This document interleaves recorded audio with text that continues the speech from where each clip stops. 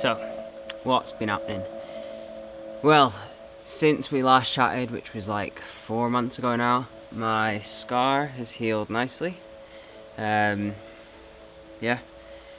and I haven't really had many issues since that. My arm now doesn't go straight, so that's as much kind of movement as I've got. Up here is pretty good, but my extension I have lost. Mainly just because of the metalwork and the damage that I did to the joint itself. I'm probably not going to get that back. But since we chatted 4 months ago, the strength work has really come on. So basically working in the physio and with the gym to strengthen out all my arm and all my shoulder, which is the strength that I lost while being in a sling and while recovering. But what I wanted to chat about today was more of just how I've been over the summer. It's been, probably one of the most difficult summers I've ever had because of this injury. When I broke my arm back in April, I was told about how the recovery could be, the different steps, but you never know exactly, you can never prepare yourself exactly for what the reality really would be. So for me, the reality was quite a few months of not much really going on. I had maybe 6-8 weeks of, I think it was 8 weeks in the sling in total, which is a long time, but that was really to kind of just protect the bone and the joint while it was recovering. And after that, then I could start to weight bear, but after so long in a sling, weight bearing was, it was going to take a while to get all that back. So for me, that was a lot of work with the physio in the gym, basically trying to strengthen up all my triceps. So where the impact was with the rock, when I fell off, it was all through the lower part of this tricep. So that's also the muscle that kind of helps pull out and also brace when you're pushing. So my pushing power is really took a hit, and then also the amount of muscle that I lost through my shoulder and through my forearm. I don't know if you can visually see it, but it's starting to come back. But the muscle that I lost in this left side really did affect me and what I could do. So the first few months were very boring, and boring to the point of being quite really quite tough. Not boring as in there's nothing to do, or like what should I do today, all that. It was really quite tricky to find things that could tick those boxes that I was doing before. So giving me that sense of achievement, that enjoyment, and all those feelings that I was getting from riding my bike. And that feeling of coming back from a bike ride or a run or a walk and just feeling knackered but feeling accomplished, and I wasn't getting that. And every single day for a lot of April, May and June was just waking up and not wanting to get out of bed because I didn't feel there was a real kind of urge or kick to get me out and to get doing stuff. Because my day to day, I had things to do. Obviously I had physio and strength work, but it wasn't really enough to give me any of those good feelings. So I had to find new hobbies. And when you spend so many years of your life pretty much tunnel vision focusing on one thing, and then that thing gets taken away and you have to go focus on other things, that's the tricky bit. So I'm obviously incredibly lucky to have people around me and other interests as well that meant I could do other things like hill walking, and I could once I could start running at the kind of hill running I was doing. But there were quite a few weeks of just having to rest and to let my body heal and do its thing. And I was just rubbish at it. I just couldn't chill. Like, I couldn't let myself just relax. But obviously in the moment I'm thinking about all the things that I'm missing out on, all of the opportunities that I would have been doing, all of the events I would have been at. So to switch off that side of my brain was really difficult, because I am a bike rider through and through. That's my everything, yeah. That's what I do, and that's what I'm good at. And there are other things that I'm okay at, but not as good as I am at riding a bike. So to then start doing these things that you're maybe not so good at, and kind of adjusting to that, it took a lot of adjustment to that different pace. And I realized quite quickly, and from what I was being told, that I would really have to adjust and switch off that bike ride ahead. If I'd kept on this super motivated, analyze everything bike ride ahead from the very start, I would have been absolutely burnt out 2 months in probably. And this injury has it's still not gone away. I still need to consider it. If I'd gone 100% at it as I do with my bike riding, I think I wouldn't have lasted very long. So in my last video when I was chatting to you, I was putting on a brave face, because that's all I could really do, talking about kind of building back stronger and better and all this stuff, and that's what everyone wants to tell you, and it does make sense, but it's I couldn't spend every day thinking that, because not every day you're going to make progress. There's going to be weeks where you're not going to make progress, and these things come in waves, and waves of progress, waves of plateauing, but to spend every day with this. Every day I woke up and was like, right, I'm going to do as much as I can today to get back on my bike and back riding and racing as hard as I want to be. But there are some days when you get no closer, or you take step backs, and it's those days that, with hindsight, they're going to come. Looking back at those harder times, they're just going to come. But you just need to take them as they are. Don't get down about them too much, and then move on to the next day, because in a week things will have got better, in a month things will have got better, but in the moment things might not be moving. But just remembering that the long-term goal is, it'll come. If you keep doing the little things, it'll come. And that's kind of what the injury has taught me this summer. I have notes on my phone from back in April and May about my feelings at the time, and it's something that when I feel I get overwhelmed, I write these things down, and they're not always very pleasant to look back on, because they just kind of reflect how I was feeling at the time. And the kind of story of that first part of the injury was really quite depressing and not very enjoyable. So the notes aren't very nice, just about how kind of unmotivated and useless I felt because of my lack of being able to do stuff. But with hindsight, I think it's interesting how when you look back, how quick these things feel, whereas at the time they feel like the biggest thing ever. And I don't really like how that is, because at the time it is so significant, and it still is significant even though time has passed. And they are not just little, they are big things. They're not just bumps in the road, and they make you learn, and they make you think, and they make you overthink as well. And another thing with any injury is that when you get handed all this bags of time, that you can spend hours and hours and days and weeks overthinking things, and that's when it's so important to have something else to come in and to fill that gap. And for me, I had things coming in like hill walking and different adventures, but I found them at the start really quite hard to embrace, because it wasn't directly making my elbow better, and that's all I wanted. Every day I woke up and wanted just the elbow to be better.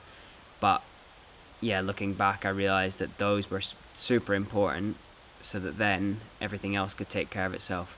The physio and all of this, it's relatively easy. Someone's telling you what to do, and as long as you do the job and you're consistent with it, these things should get better. But the mental side is the hard bit. That's what's going to eat you from inside out. And for me, yeah, it was difficult in the first few months. And I won't lie, it definitely made me think about bike riding as a whole. You've seen through videos and through following me that the last year, I guess, since November, when I broke my collarbone, has been quite up and down. From having a really good result at Euros to then breaking my collarbone, to then picking myself back up and training as hard as I could for Worlds, and then crashing the week before and then not racing Worlds. Then the recovery from that, and then going into the mountain bike season in good shape, and then after the first race breaking my arm. Like it's a definite, feels like a uphill kind of battle towards where I want to be. And when you are down in the dumps, you just think, like, if this is normal, if this is what it's going to be like, how much more of this am I going to be able to endure? Because, like with all things, it's a balance of the good things and the bad things. Like, there are loads of parts of what I do and what I love that are rubbish, but they're almost all outweighed by the best bits. They make you forget all of the crap bits that are rubbish. Same with all the other parts of life. But with these injuries and setbacks, the kind of balance definitely goes towards the crap bits. And if we're like with anything, if they were to outweigh the good bits and for the good bits not to make up for that, then that is when I would start to question why I was doing it. And yeah, there were weeks and months that I was thinking that. But I set myself goals, like I want to get back on my bike as a minimum, to be able to start back with my training and to just feel those feelings again. And yeah, no doubt those feelings came back, and really things didn't feel much different after that. But in the moment when you can't do these things and when you're taking one hit after another, it just feels like those amazing days are just so far away. But they in fact weren't. So a big thing I've learned through this injury is that I think you're mostly between a good moment and a bad moment. You're either on the up or the down. There's no such thing as constant. I think, and that's what I've learned. I have been chasing that, really. The summer of last year was probably the most constant I've ever been. The things I could control in my training and in my riding were the most constant they've ever been, and I know I'm never going to be able to get that again, probably. And since then, with the ups and downs of injury, just really missing and wanting that kind of feeling back. But I know that that's not really realistic, that being able to be so consistent and be so on it all the time. But yeah, the reality of actually looking back to last year's summer of training and riding was that it wasn't consistent. It was up and down. It was, you have a good week on the bike and then you have a few days bad on the bike, and that's part of it, because it's the bad bits that make the good bits good. So what I'm trying to say is, with these injuries the last few months, is that there's always a bad thing around the corner, which is horrible, but equally there's always a good thing around the corner. And in that, yeah, I don't really know what I'm trying to say, but if this injury has taught me anything, is that just as when you're high and just as when you're low, things keep going on. You just need to keep giving 100% and be 100% you. And that's what I've tried to do, is that even in the crap bits, it's about being true to myself and doing as much as I can to be me. So with that in mind, the last kind of 5 months has been that, between the ups and downs of recovery and training, I have been working hard, turning up every day and trying to do everything I can to enjoy myself and to be back where I want to be. I know that when I say being back where I want to be, that's quite far off with the injury, and mentally these things take a long time to get back. But I'm doing everything that I can to get there. And it's been interesting. Like, the last month definitely has been the best month of the year so far. the feeling I have on the bike, the feeling I have in the rest of my life has been a lot better, and going back to that consistency, just feeling a lot more secure, and less up and down. So looking forward, my next big plan is cross. I won't be starting until October. That's just going to give me a bit more time to strengthen up my arm and my shoulder, and also to get back on my fitness. I've been back on the bike for probably 2 months now, and my fitness is great.